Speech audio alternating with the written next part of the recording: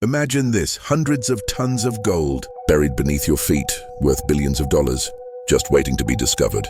Sounds like a movie, right?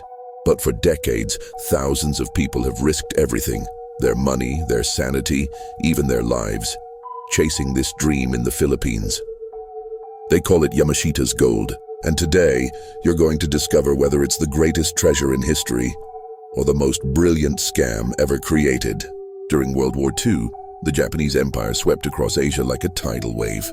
From Manchuria to China, from Southeast Asia to the Pacific Islands, they conquered everything in their path. But they didn't just conquer, they looted, systematically, ruthlessly. Gold, diamonds, priceless artifacts, entire nations were stripped of their wealth. Then came Pearl Harbor, the war turned. American naval forces began choking off the sea routes back to Japan. The stolen treasure couldn't be shipped home anymore. So, according to legend, the Japanese imperial family devised a secret plan. They would hide everything in the Philippines, one of their key strongholds in the Pacific. Enter General Tomoyuki Yamashita, known as the Tiger of Malaya, commander of Japanese forces in the Philippines. The story says he oversaw the burial of this massive fortune in hidden locations across the islands. Golden Buddhas, solid gold bars. Diamonds all buried in elaborate underground complexes built by slave labor. And here's the kicker.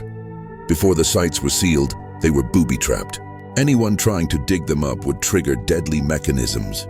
When the war ended in 1945, most of the Japanese officers who knew the locations were either dead or executed for war crimes. The maps supposedly lost, the treasure still buried. And that's where the legend of Yamashita's Gold was born. After the war, rumors started spreading across the Philippines. Locals would whisper about finding pre-war coins or mysterious tunnels. 1 drum of coins becomes 10 drums. 1,000 pesos becomes 1,000,000 by the time the story reaches Manila. This is how legends grow. But here's what makes people lose their minds. We're not talking about finding a few gold coins. Treasure hunters claim there are 172 burial sites. Some say the total treasure is worth over $100 billion in 1945 value. In today's money, we're talking trillions. One treasure hunter put it perfectly. It's almost a disease, this treasure hunting syndrome. It drives people to lose all reason. Maybe 10 feet down, there's $300 or $400 million in metal. If you dwell on that thought, you get this glassy look in your eyes and you start smiling. And then another guy's down with gold fever. For decades, people have been digging, using metal detectors following alleged maps, spending their life savings. Some find nothing. Some claim to find everything, but proving it? That's where things get complicated. In 1971, everything changed. A Filipino locksmith and treasure hunter named Rogelio Roxas made a discovery that would shake the entire story. He claimed to have found a solid gold Buddha, 3 feet tall, weighing 1 ton, in a tunnel behind a hospital in Baguio City. According to Roxas, a former Japanese officer had given him a map. After 17 days of digging through blasted tunnels, they found it, a golden Buddha. And when you removed the head, inside was approximately 2 cups of diamonds. The big ones, photographs were taken. Witnesses saw it. This was proof. The legend was real, or was it? 9 days after the discovery, military agents raided Roxas's house and confiscated the Buddha. There was a media outcry. 2 weeks later, the Buddha was returned. But Roxas said it was fake. This one was bronze. The head didn't detach.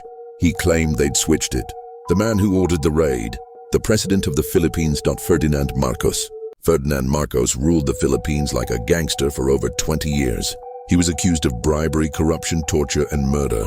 But he also accumulated a massive personal fortune, much of it in gold, billions of dollars worth. Where did it come from? Marcos had an answer. I found Yamashita's treasure. His widow, Imelda Marcos, tells the story with a smile. Sometimes in levity he would say, "Oh, maybe I got the Yamashita Gold because they surrendered." But in truth and in fact, it couldn't have been that because there was no such thing. Wait, so did he find it or not? This is where the story gets twisted.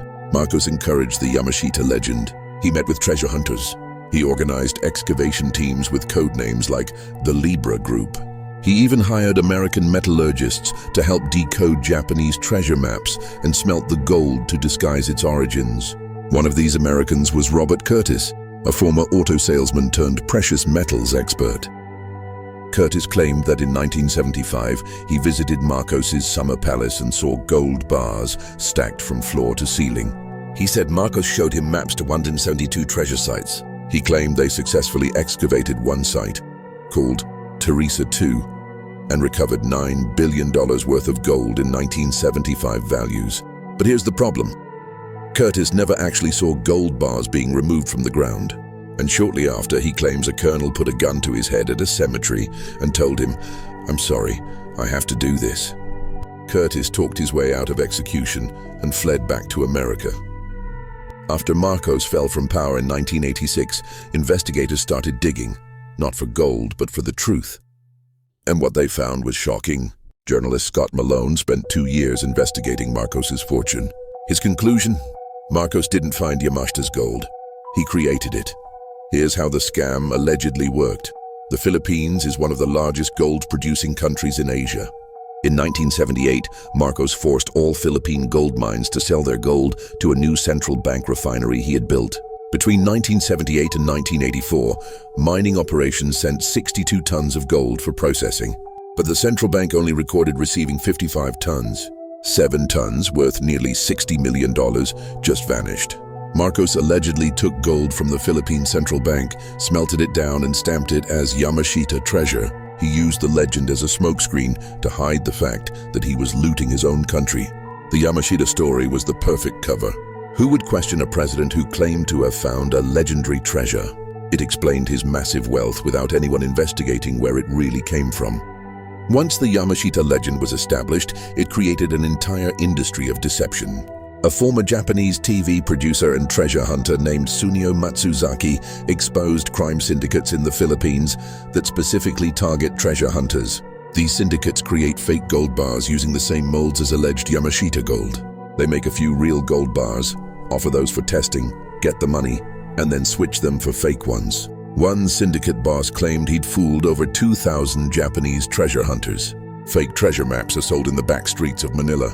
You can buy forged Japanese military documents, bank statements, anything you need to make your treasure hunt seem legitimate. It's a cottage industry. Even the so-called authentic maps have problems. Japanese experts point out that real treasure maps wouldn't have the character for gold prominently displayed with arrows pointing to it. That defeats the purpose of hiding treasure. Remember Rogelio Roxas and his golden Buddha? After Marcos fell, Roxas sued him in American court for stealing the original gold Buddha. Robert Curtis testified that he saw a golden Buddha at Marcos's palace, the same one Roxas claimed was stolen. In 1996, a Hawaiian court awarded the Roxas family $22 billion, one of the largest judgments in legal history. But here's the twist: they never collected a penny. The judgment was massively reduced on appeal. The case continues to this day, and that Buddha that was returned to Roxas, the fake one, it's still sitting in a courtroom in Baguio. No country has ever claimed it. If it's really a priceless stolen artifact, why hasn't anyone demanded its return? Even more suspicious? One photograph shows Roxas's associate with both Buddhas, the real one and the fake one. But in the photos, the Buddha changes while the man's expression and body position remain exactly the same. The photos appear to have been tampered with. Roxas died just before he was supposed to testify in Hawaii. His family claims he was poisoned by Marcos. We'll never know the truth. Despite all the evidence of fraud, people still believe. An American Major General named John Singlaub, a decorated World War II hero, joined a treasure hunting group in the 1980s. He wasn't just looking for gold. He wanted to use it to fund the Nicaraguan Contra rebels. Imagine that, Yamashita's gold financing guerrilla wars.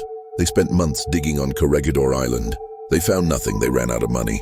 Another group led by ex-Green Beret Charles McDougall dug at Fort Santiago in Manila. They believed $1 billion in treasure was just behind one wall. 2 Filipino workers died in a cave-in. The Philippine Senate held hearings. The project was shut down. No treasure was ever found. Investigators discovered that Robert Curtis, the man many treasure hunters trusted, had been convicted multiple times for gold-related fraud in the United States. Most of his stories were fabricated. He claimed to have invented the MasterCard. He claimed he could extract gold from plain dirt. None of it was true, yet people still believed him. Why? Because they wanted to. So what's the truth? Did the Japanese bury treasure in the Philippines? Almost certainly yes, but probably small amounts of occupation valuables, not hundreds of tons of gold.